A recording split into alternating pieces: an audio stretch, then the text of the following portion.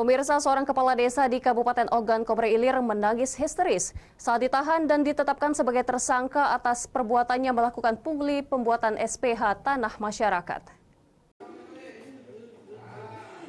Kepala Desa Sumber Baru Kecamatan Mesuji Raya, Kabupaten Oki, Sumatera Selatan, Yulia Diah Eka Lestari, tak kuasa menahan air mata tatkala ditetapkan tersangka dan digelandang ke tahanan oleh penyidik Kejari Oki.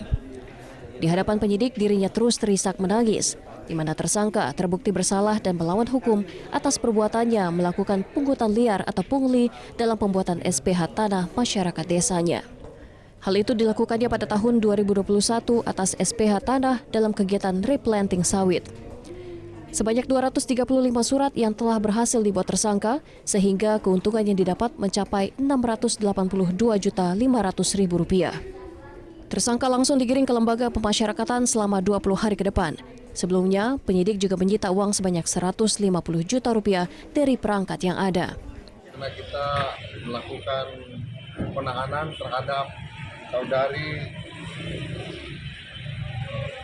Eka Lestari.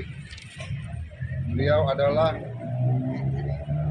Kepala Desa Sumber Baru, Mesuji Raya, Kabupaten Oki.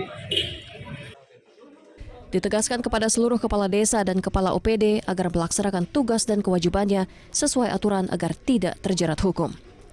Dari Ogan Komering Ilir, Fitriadi, iNews melaporkan.